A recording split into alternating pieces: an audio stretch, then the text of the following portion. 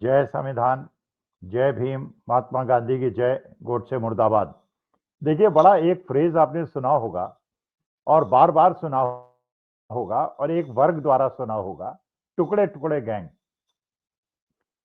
तो टुकड़े टुकड़े गैंग का व्याख्या करना बहुत आवश्यक है और इसको इतिहास के परिप्रेक्ष्य में, इतिहास में जो हुआ उसके हिसाब से ये समझना होगा देश को, ये टुकड़े टुकड़े गैंग है कौन और कैसे ये देश का बंटवारा चाहता है। कैसे इसने पहले चाहा था कि देश का बंटवारा हो जाए और अपने उसमें सफलता प्राप्त कर ली, लेकिन पूरी सफलता नहीं प्राप्त की, क्योंकि बहुत सारे देश के पिछले बंटवारे के समय, 1947 के बंटवारे के समय, बहुत सारे ऐसे मुसलमान थे जिन्होंने हिंदुस्तान में रहना पसंद किया और बहुत सारे ऐसे हिंदू थे जिन्होंने पाकिस्तान में रहना पसंद किया। वो अपनी अपनी उनकी मर्जी थी और यह भी निर्णय था कि जिसको पाकिस्तान में रहना है रहे, जिसको हिंदुस्तान में रहना है रहे।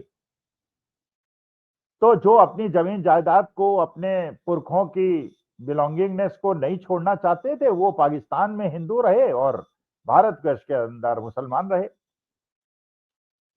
लेकिन अगर इतिहास के परिप्रेक्ष्य में इसको देखा जाए तो देखिए, जब अंग्रेज हमारे देश के अंदर आए, उन्होंने शासन किया, उन्होंने गहनता से भारतवर्ष के चरित्र को समझने का प्रयास किया, तो उन्हें एक बात तो बिल्कुल स्पष्ट समझ में आ गई कि भारतवर्ष की कुछ मजबूतियां हैं और कुछ कमजोरियां हैं। और कई बार ये जो फैक्टर है, जो मजबूती भी बन सकता है और कमजोरी भी बन सकता है, वो फैक्टर भी है। देखिए, ये बात सबको पता है कि विश्व में सारे देशों के अंदर एक यूनिफॉर्मिटी है, रंग में, भाषा में, रिलीजन में एक यूनिफॉर्मिटी है। आप यूरोप चले जाएंगे, क्रिश्चियनिटी आपको ज्यादा मिलेगी, अमेरिका में क्रिश्चियनिटी मिलेगी, अरब कंट्रीज में जाएंगे इस्लाम मिलेगा, चीन में जाएंगे उनका एक अलग धर्म मिलेगा, आप बहुत सारे ऐसे देशों में जाएंगे जहां बौद्ध धर्म मिलेगा, लेकिन वो यूनिफॉर्मिटी है। 197% वो लोग मिलेंगे और 3% लोग ऐसे होंगे जो नौकरी करने या पढ़ने वहां पे आए होंगे। रंग भी एक प्रकार का होगा, भाषा भी करीब करीब एक प्रकार की होगी, बहुत ज्यादा डायलेक्ट में भी अंतर नहीं होगा। लेकिन भारतवर्ष के अंदर एकमात्र ऐसा देश है विश्व के अंदर जिसमें बहुत ज्यादा विभिन्नता है, भाषा में, रंग में, वातावरण में, जलवायु में, खान पान में। भारतवर्ष के अंदर जो तमिलनाडु के लोग खाते हैं, आंध्र प्रदेश के खाते हैं, तेलंगाना के खाते हैं, पंजाब के खाते हैं, बंगाल के खाते हैं, उड़ीसा के खाते हैं, गुजरात के खाते हैं, बहुत ज्यादा भिन्नता है। भाषा एक दूसरे की आप समझ नहीं सकती है। रंग, हमारे यहाँ भूरे लोग भी हैं, काले भी हैं, गोरे भी हैं, भिन्नता बहुत ज्यादा, डाइवर्सिटी। अच्छा, ये डाइवर्सिटी एक ऐसी चीज है जो पहले विश्व ये सोचा करता था कि इस डाइवर्सिटी से कोई के देश कैसे इतना स्ट्रांग हो सकता है, और भारत बड़ा स्ट्रांग देश हमेशा से रहा, हजारों साल से रहा। इतनी ज्यादा विभिन्नता होने के बावजूद, इतनी ज्यादा डाइवर्सिटी होने के बावजूद, लेकिन यही हमारे देश की सबसे बड़ी ताकत थी और यही हमारे देश की सबसे बड़ी कमजोरी भी बन सकती थी, क्योंकि डाइवर्सिटी को अगर बहुत सुंदरता से आपने हैंडल किया, बहुत बड़ी ताकत हो गई, और इसको अगर गलत तरह से हैंडल किया तो सबसे बड़ी कमजोरी भी बन सकता है। क्योंकि अलग अलग भाषाएं हैं, अलग अलग अपने संस्कार, सभ्यता, संस्कृति है, तो हमारे देश में ये माना जाता है हमेशा से कि तानाशाही नहीं आ सकती। इसलिए नहीं आ सकती कि वी आर डिफरेंट। अगर देश टूट जाएगा अगर इस डाइवर्सिटी को बहुत ज्यादा मिसहैंडल करने का प्रयास हुआ। तमिलनाडु वाले हमारी भाषा को पसंद नहीं करते, हम लोग उनकी भाषा नहीं समझते, नॉर्थ ईस्ट वालों को पता नहीं किस किस नाम से नॉर्थ इंडिया में पुकारा जाता है। माने इतना ज्यादा अलग अलग रंग, रूप और व्यवहार हैं। अच्छा, यही बात जब अंग्रेज हमारे देश में शासन करने आए, उन्होंने इस बात को बड़ी गंभीरता से समझा। उन्होंने समझा कि इस देश में अगर शासन करना है और मुट्ठी भर गोरों के आधार पर शासन करना है और देश में इतनी डाइवर्सिटी को हैंडल करना है और देश में लंबे समय तक शासन करना है, तो उसके लिए आवश्यक है यहां पे विवाद पैदा करो और विवाद का फायदा उठाओ। अब उन्हें लगा कि सबसे बड़ी, क्योंकि जब पार्टीशन नहीं हुआ था देश का, जब अंग्रेज हमारे देश के अंदर थे, तो हमारे देश की पॉपुलेशन चलिए 60-40 रही होगी। 60% हिंदू रहे होंगे, 40% मुसलमान रहे होंगे। अगर ईस्ट पाकिस्तान न बना होता, अगर वेस्ट पाकिस्तान न बना होता, एक ही भारतवर्ष होता, बंटवारा न होता, तो 60-40 का रेशियो रहा होगा। लेकिन जब बंटवारा हो गया, उसके बाद पाकिस्तान में मेजॉरिटी मुसलमानों की हो गई, इस पाकिस्तान में हो गई, हमारे यहाँ हिंदुओं की मेजॉरिटी हो गई। लेकिन जब अंग्रेजों ने, जब तक इनके अंदर भेद नहीं पैदा किया जाएगा, हम यहाँ पे शासन नहीं कर सकते। तो उन्होंने क्या किया, जिन्ना को फाइनेंस करके, मोहम्मद अली जिन्ना को फाइनेंस करके मुस्लिम लीग की स्थापना कराई, और भारतीय ये हिंदू महासभा की को फाइनेंस करके उन्होंने यहाँ पे एक हिंदू संगठन खड़ा किया और एक मुस्लिम संगठन खड़ा किया, और दोनों का काम यह था कि अपने अपने धर्म को उत्तेजित करना और एक दूसरे के खिलाफ भड़काना। जिन्ना साहब मुसलमानों को भड़काने लगे और हिंदू महासभा हिंदुओं को भड़काने लगी, अपनी श्रेष्ठता का बखान करने लगे, और ये सब अंग्रेजों के इशारे पे हो रहा था। आपको ये भी पता है कि हमारा भारत जब एकजुट था, तो उस समय हमारे देश के अंदर आज से 85 साल पहले सावरकर ने टू नेशन थ्योरी की थ्योरी दी थी। वो अलग अलग हिंदू राष्ट्र और मुस्लिम राष्ट्र की परिभाषा सबसे पहले गठित करने वाला आदमी कोई था, तो वो सावरकर था, क्योंकि वो ये चाहते थे कि हमारा एक छत्र राज्य हो और हिंदुओं को हम धर्म के नाम पे भड़का के अपना शासन चलाएं, और जिन्ना अपने को भड़का के मुसलमानों को अपना शासन चलाएं। ये भी आपको पता है कि इसकी कीमत भी दी थी अंग्रेजों ने सावरकर को। जब उन्हें 60 रुपए की पेंशन दी गई उस जमाने में, जबकि एक स्कूल टीचर की पेंशन 15 रुपए होती थी और डिस्ट्रिक्ट कलेक्टर की भी तनख्वाह 60 रुपए महीना नहीं होती थी, उस समय सावरकर को अंग्रेज पेंशन दिया करते थे 60 रुपए की।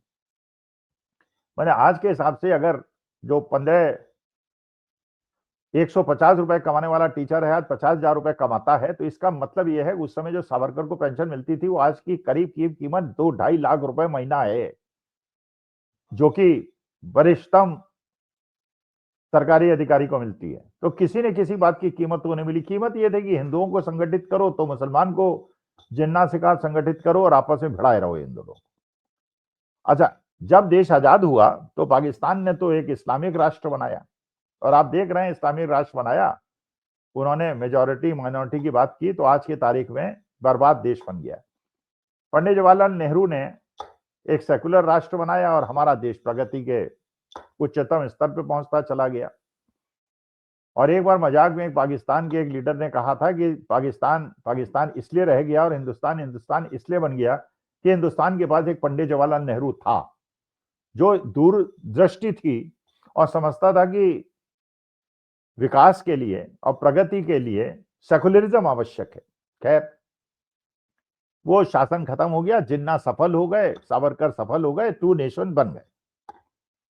लेकिन जब मुसलमान यहाँ रह गए, 20 करोड़ मुसलमान आज की तारीख में अगर हैं 142 करोड़ की जनसंख्या में, और बाकी ज्यादातर हिंदू हैं, सिख भी हैं, ईसाई भी हैं, जैनी भी हैं, बौद्ध भी हैं, सब कुछ हैं, तो फिर ये उन्हीं लोगों को जो अंग्रेजों के चाटुकार थे उनको समझ में आया कि देश के अंदर अगर शासन करना है और लंबे से शासन करना है तो हिंदू मुसलमान को तो बांटना पड़ेगा, जैसे उनके आका अंग्रेजों ने किया था।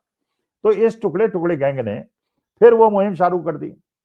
हिंदुओं का नेतृत्व आप जानते हैं, आज की तारीख में राष्ट्रीय स्वयंसेवक संघ हो या हिंदू महासभा हो या विश्व हिंदू परिषद हो, उसने ले ली, और मुसलमानों की लीडरशिप ओवैसी साहब ने ले ली। और दोनों एक ही हैं, दोनों मौसेरे भाई हैं, आपस में मिले जुले। ओवैसी साहब को भी फंडिंग वही देते हैं जो कि आरएसएस को फंडिंग देते हैं, लेकिन केवल डिवाइड एंड रूल। ओवैसी साहब मुसलमानों को उत्तेजित करते हैं और ये जो विश्व हिंदू परिषद आरएसएस है हिंदुओं को उत्तेजित करते हैं। जबकि देश की जो सबसे बड़ी ताकत है जिसको पंडित जवाहरलाल नेहरू ने समझा था, वो था सेकुलरिज्म, सद्भाव, समभाव और एकजुट होकर परिवार को आगे बढ़ाना।